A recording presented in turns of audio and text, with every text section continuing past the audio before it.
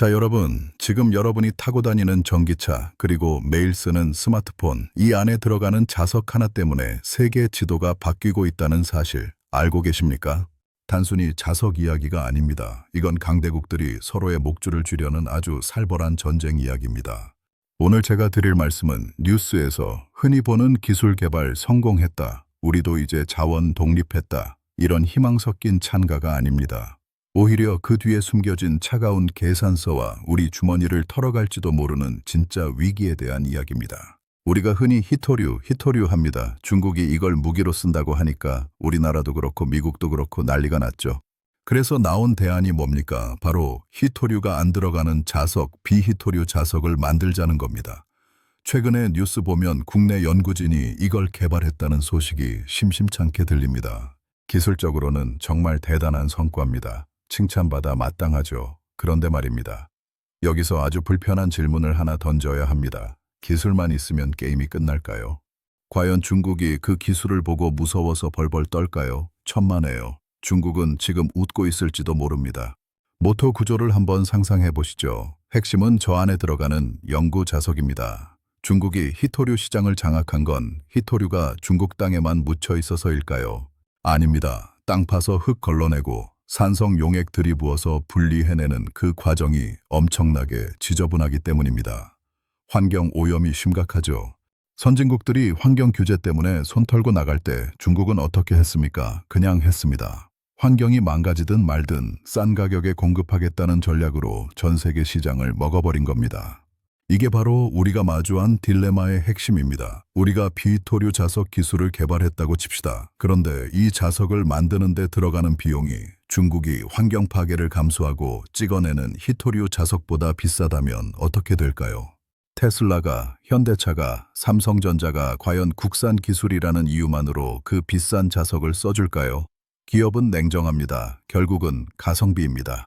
기술적 구현이 문제가 아니라 중국의 그 말도 안 되는 저가 공세, 즉 환경을 담보로 한 가격 경쟁력을 우리가 이길 수 있느냐, 이게 진짜 승부처라는 겁니다. 만약 이걸 해결 못하면 어떻게 될까요? 우리 기술은 실험실 안의 트로피로 남을 뿐이고 여러분이 사는 전기차 가격은 중국산 자석 가격에 따라 계속 춤을 추게 될 겁니다. 자, 여기서 시선을 조금 더 넓혀보겠습니다. 자원전쟁은 결국 안보전쟁이랑 한 몸입니다. 지금 미국과 중국이 대만 해협을 두고 으르렁거리고 있죠. 그런데 최근 미국의 태도가 미묘하게 바뀌고 있습니다. 예전에는 항공모함 전단을 쫙 깔아서 힘으로 누르면 된다고 생각했는데 이제는 그게 쉽지가 않습니다.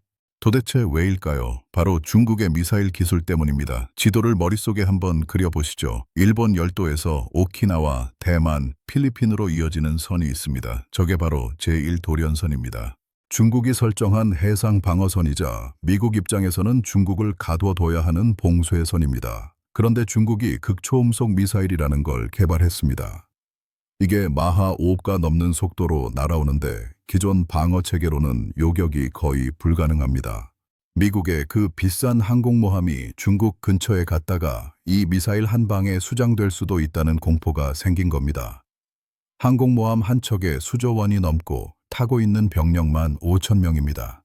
미국 대통령이라도 이걸 쉽게 위험에 빠뜨릴 순 없겠죠. 그래서 미국이 주목하는 게 어디냐? 바로 한반도, 대한민국입니다. 항공모함은 움직이는 표적이라 위험하지만 한국이라는 땅덩어리는 움직이지 않습니다. 게다가 한국은 이미 엄청난 미사일 전력과 60만 대군을 보유하고 있고 주한미군 기지까지 아주 튼튼하게 박혀 있습니다. 미국 입장에서 한국은 가라앉지 않는 항공모함, 즉 불침 항모인 겁니다. 중국의 턱 밑 제1도련선 안쪽 깊숙이 들어와 있는 유일한 동맹국의 영토. 미국이 한국을 절대 포기할 수 없는 이유가 바로 여기에 있습니다. 우리가 예뻐서가 아니라 전략적으로 대체 불가능한 위치에 있기 때문입니다. 이런 상황에서 트럼프 행정부 혹은 미국의 차기 전략가들이 판을 어떻게 짜고 있는지 들여다보면 소름이 돋습니다. 우리가 알던 G7, 즉 서방 선진국들의 모임이 점점 힘을 잃어가고 있습니다. 경제나 가치관을 공유하는 친목회 같던 G7 대신 이제는 진짜 주먹들이 모이는 새로운 질서가 거론되고 있습니다. 이름하여 C5입니다. 미국, 중국, 러시아, 인도, 그리고 일본 이 5개 나라를 C5라고 부릅니다. 이들의 공통점이 뭘까요? 인구가 엄청나게 많거나 핵무기를 잔뜩 가지고 있거나 군사력이 압도적인 나라들입니다. 트럼프 전 대통령 같은 현실주의자들은 이렇게 생각할 수 있습니다. 유럽의 얌전한 신사들과 도덕이나 인권 이야기하며 시간 낭비하지 말고 진짜 힘 있는 놈들끼리 모여서 세상을 권역별로 나누어 관리하자고 말입니다. 이게 바로 세력권 분할 시나리오입니다. 미국은 미주 대륙과 태평양 일부를, 중국은 아시아 내륙을, 러시아는 유라시아 북부를, 인도는 남아시아를 맡는 식이죠. 이렇게 되면 세상은 어떻게 될까요? 철저하게 힘의 논리로 돌아갑니다. 약소국들은 강대국들의 거래 대상이나 희생양이 될 가능성이 높아집니다. 여기서 일본이 C5에 낀다는 게 중요합니다. 일본은 재무장과 군사 대국화를 꿈꾸고 있는데 미국이 중국을 견제하기 위해 일본의 족쇄를 풀어주고 이 C5 테이블에 앉혀줄 수도 있다는 겁니다. 그렇다면 우리 한국은 어디에 서 있는 걸까요? G7에 들어가네 만회하며 좋아할 때가 아닙니다. 지금 파는 경제동맹에서 군사안보 카르텔로 넘어가고 있습니다. 이 거대한 강대국들의 타협 속에서 한반도는 중국을 겨누는 창끝이 될 수도 있고 반대로 강대국 간의 거래에 의해 샌드위치 신세가 될 수도 있는 아주 위태로운 줄타기를 하고 있는 겁니다. 자, 다시 경제 이야기로 돌아와 봅시다. 이런 살벌한 지정학적 판도가 여러분의 지갑이랑 무슨 상관이냐고요? 아주 밀접한 상관이 있습니다. 아까 말씀드린 자석 이야기 기억나시죠? 만약 미국과 중국이 C5 체제 하에서 적당히 타협을 본다고 칩시다. 야, 너네 구역은 인정해줄게. 대신 우리 공급망은 건드리지 마. 이렇게 나오면 어떻게 될까요? 중국이 쥐고 있는 자원 공급망은 더 공고해질 겁니다. 그러면 우리는 중국 눈치를 보느라 비싼 돈 주고 원자재를 사와야 하고 미국 눈치를 보느라 반도체나 배터리 공장은 미국에 지어야 하는 이중고에 시달리게 됩니다. 이게 바로 물가 상승, 즉 인플레이션으로 직결되는 겁니다. 여러분, 주한미군의 역할이 바뀌고 있다는 이야기 들어보셨습니까? 예전에는 주한미군이 오직 북한을 막는 방패였습니다. 그런데 이제는 전략적 유연성이라는 말을 씁니다. 이게 무슨 뜻일까요? 한반도에 있는 미군을 필요하면 대만 해협이나 남중국해로 뺄 수도 있다는 이야기입니다.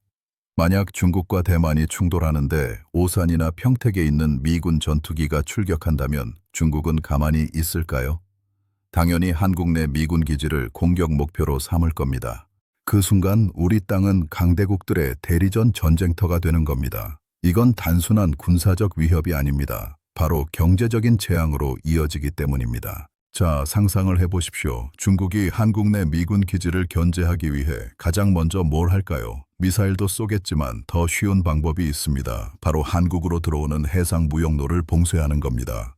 우리나라는 에너지의 93% 이상을 수입에 의존합니다. 석유, 가스, 석탄, 이 모든 게 배를 타고 들어옵니다. 그런데 남중국해나 대만 인근 해상이 봉쇄된다? 당장 우리 공장 돌릴 전기가 끊기고 여러분 차에 넣을 기름값이 리터당 3,000원, 4,000원을 뚫고 올라갈 겁니다.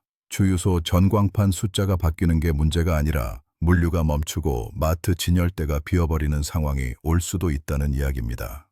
이게 바로 지정학적 리스크가 여러분의 식탁을 습격하는 방식입니다. 에이, 설마 그렇게까지 하겠어? 라고 생각하시나요? 불과 몇 년 전 요소수 대란 기억하십니까? 중국이 비료 만든다고 요소 수출 조금 줄였더니 대한민국 전체 물류 트럭이 멈춰 설 뻔했습니다. 고작 요소수 하나에도 나라가 휘청이는데 만약 반도체 핵심 소재나 배터리 원자재를 작정하고 막으면 어떻게 될까요? 삼성전자, SK하이닉스, 현대차 공장이 멈추는 건 시간 문제입니다. 우리가 자랑하는 그 첨단 산업들이 사실은 자원이라는 기초 체력 없이는 모래성이나 다름없다는 걸 중국은 너무나 잘 알고 있습니다. 그래서 지금 미국과 중국 사이에서 벌어지는 이 자원 전쟁이 무서운 겁니다. 미국은 우리 편에서 공장 지어라 라고 압박하고 중국은 우리 자원 안 쓰면 너네 아무것도 못 만들잖아 라고 협박합니다. 한국 기업들은 이 사이에서 그야말로 가시방석에 앉아있는 꼴이죠. 미국에 공장을 짓자니 중국 시장과 자원이 아깝고 중국이랑 손잡자니 미국의 보조금과 제재가 무섭습니다. 결국 다시 원점으로 돌아가 봅시다. 아까 말씀드린 비희토류 자석 기술, 이게 왜 중요할까요? 단순히 신기술 하나 개발했다는 뉴스가 아닙니다. 이건 우리가 강대국들의 협박에서 벗어날 수 있는 탈출구를 만들 수 있느냐 없느냐의 문제입니다. 중국이 우리 히토류 안 준다라고 배짱을 부릴 때 그래? 그럼 우리 기술로 만든 대체제 쓰면 돼 라고 받아칠 카드가 있어야 합니다. 그게 없으면 우리는 영원히 강대국들의 기분에 따라 경제가 널뛰게 하는 신세를 면치 못할 겁니다. 하지만 명심해야 합니다. 기술 독립은 말처럼 쉽지 않습니다. 아까 말씀드렸듯이 가격이라는 거대한 장벽을 넘어야 하기 때문입니다. 정부와 기업이 이 부분에 사활을 걸어야 하는 이유가 여기 있습니다. 단순히 연구실에서 성공했다는 걸로는 부족합니다. 중국이 따라올 수 없는 압도적인 생산 효율성 그리고 환경 규제를 지키면서도 가격 경쟁력을 맞출 수 있는 혁신이 필요합니다. 이게 안 되면 국산 기술은 애국심 마케팅 한번 하고 사라지는 신기루가 될 뿐입니다. 마무리하겠습니다. 지금 세계는 우리가 교과서에서 배운 대로 돌아가지 않습니다. 자유무역? 그런 건 이제 없습니다. 힘 있는 자들이 자원을 무기 삼아 국경을 긋고 내 편 아니면 적으로 간주하는 각자 도생의 시대 혹은 힘센 5개국이 판을 짜는 C5의 시대로 가고 있습니다. 트럼프가 다시 오든 누가 미국의 리더가 되든 이 흐름은 바뀌지 않을 겁니다. 미국은 더 이상 세계의 경찰이 아니라 철저한 장사꾼이 되어 우리에게 계산서를 내밀 겁니다. 여러분, 앞으로 뉴스를 보실 때 주가만 보지 마시고 그 기업이 쓰는 원자재가 어디서 오는지, 그 원자재 뒤에 어떤 나라의 그림자가 있는지 유심히 살펴보십시오. 기름값이 오르고 전기세가 오르는 건 우연이 아닙니다.